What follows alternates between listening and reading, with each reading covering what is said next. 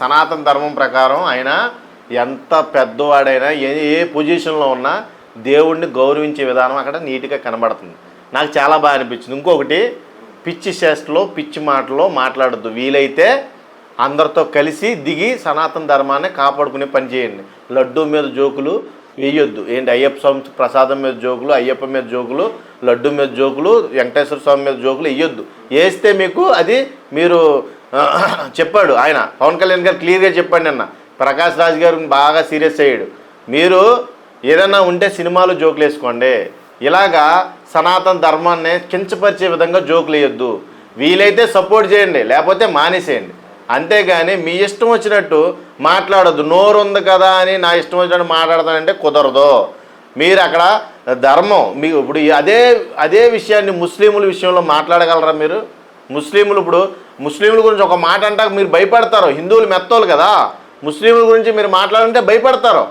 ముస్లింలు అయితే రోడ్డు మీద, అర్థమవుతుందా?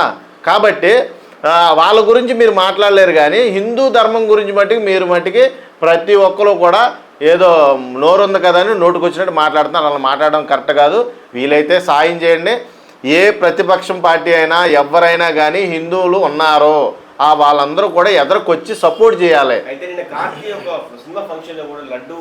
అవును, ఆయనే చెప్పాడు. నేను ఒక సినిమా ఫంక్షన్లో కూడా చూశాను, ఈ లడ్డు గురించి చాలా నీచంగా ఆర్గ్యుమెంట్స్ అయితే చేస్తున్నారో. అది కాదు, మనం అక్కడ భక్తిని అపవిత్రం చేస్తున్నట్టు మీరు చేసే మాటలు, మీరు మాట్లాడే మాటలకు ఎటువంటి పొంతన లేదు. ఫస్ట్ ఆఫ్ ఆల్ మీ మైండ్లో ఉన్న ఆ బూత్ని తీసేయండి. మీ వరకే జోకులు వేసుకోండి, మీ హెల్తీ జోకులు వేసుకోండి, మీ వరకు మీ టాపిక్కే మాట్లాడుకోవాలి. కానీ ఇలాంటి విషయాలన్నీ కూడా దాంట్లో ఆ ఫంక్షన్లో మాట్లాడడం నాకు నచ్చలేదని క్లియర్గా చెప్పాడు పవన్ కళ్యాణ్ గారు. కార్తిక్ కూడా స్పందించాడంట, దానికి సమాధానం చెప్తా ఉన్నారంట. కానీ ఒకటే చెప్తున్నా, ఏదైనా సరే ఇది భక్తికి సంబంధించింది, కొన్ని కోట్ల మంది ప్రజలకు సంబంధించిన విషయం కాబట్టి దీన్ని రాజకీయం చేయవద్దు, రాజకీయం చేయకూడదు కూడా. ఎందుకంటే మనం ధర్మాన్ని అగౌరవపరిచినట్టు. ఇప్పుడు హిందూ ధర్మం అన్ని ధర్మాల కంటే ఎక్కువ హిందూ ధర్మమే పెద్దదే ఇప్పుడు ఉన్న భారతదేశంలో. కాబట్టి అటువంటి అన్ని ధర్మాలని గౌరవిస్తాడు పవన్ కళ్యాణ్ గారు. అలాగే బైబిల్ని గౌరవించాడు, ఇస్లామిక్ మతాన్ని గౌరవించాడు, అందరినీ గౌరవించాడు. ఇప్పుడు మెజారిటీ ఆఫ్ పీపుల్ చూసుకుంటే హిందువులే. కాబట్టి హిందువుకి ఆదర్శమైన తిరుమల తిరుపతి దేవస్థానంలో జరిగిన ఈ లడ్డు కల్తీని ఆయన తీవ్రంగా వ్యతిరేకిస్తున్నప్పుడు మీరు జోకులు వేయడం ఎంతవరకు భావ్యం? మీకు అసలు ఎంతవరకు రైట్స్ ఉన్నాయి? జోకులు వేయొచ్చా? అసలు వేయవలసిన విషయమేనా అది? దీని మీద ఆయన సీరియస్ అవ్వడం జరిగింది. బాగా అంటే బాగా సీరియస్ అయ్యాడు.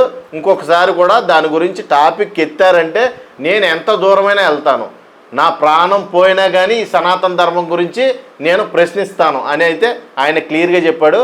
అలా ఉండాలి. ఏదైనా మనం ఒక విషయాన్ని గురించి మాట్లాడుతున్నప్పుడు తిరుమల తిరుపతి దేవస్థానం వెంకటేశ్వర స్వామి గురించి అక్కడ ప్రశ్నిస్తున్నప్పుడు అక్కడ జరిగిన అన్యాయాన్ని నివారించే పనిలో ఉన్నప్పుడు ఆ యాజమాన్యం పట్ల మీరు చులకన భావంతో ప్రవర్తించడం ఎంతవరకు కరెక్టో అని నేను అడుగుతున్నా.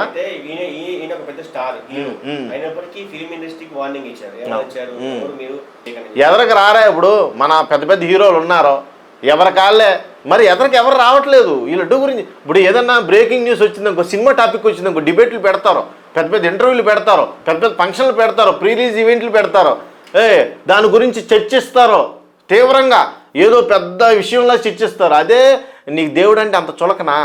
మరి దేవుడు ముందుకు వచ్చి మీరు కూడా మాట్లాడొచ్చుగా, దేవుడి గురించి ఇలా జరుగుతుందేంటి అని మీరు ప్రశ్నించవచ్చుగా. సమాజాన్ని ఎందుకు ప్రశ్నించలేకపోతున్నారు మీరు అని ఆయన ఆవేదన వ్యక్తం చేశాడు. నిజమది. ఎందుకంటే ఒక సినిమా గురించి మాట్లాడాలంటే కొన్ని వందల డిబేట్లు పెడతారు. అంటే అది ప్రమోషనల్ స్టంట్ కదా, ఇది దేవుడు స్టంట్. దేవుడిని ఎవరు పట్టించుకుంటారు? దేవుడు అంటే చులకన వీళ్ళకే, అర్థమైందా? హిందూ ధర్మం అంటే చులకన కాబట్టి ఎవడో ఎదరికి రావట్లా. కాబట్టి ఇప్పటికైనా తెలుసుకొని పెద్ద పెద్ద నేతలు, పెద్ద పెద్ద హీరోలు అందరూ కూడా జోకులు వేయడానికి ముందుంటున్నారు, కానీ ఇలాంటి కార్యక్రమాలకి వెనకాల ఉంటున్నారు. ఇలాంటి కార్యక్రమాలు ముందుండి భుజం మీద వేసుకొని ఎదరికి వెళ్తే ఈయన కూడా తోడుగా ఉంటాడు మీకు వెనకాల. కాబట్టి డిప్యూటీ సీఎం గారుగా మీకు ఎప్పటికీ తోడుగా ఉంటాడు ఇలాంటి సనాతన ధర్మాన్ని కాపాడే విషయంలో. కాబట్టి మీరు ఇలాంటి విషయాల్ని చాలా సీరియస్గా తీసుకోవాలని నేనైతే కోరుకుంటున్నాను.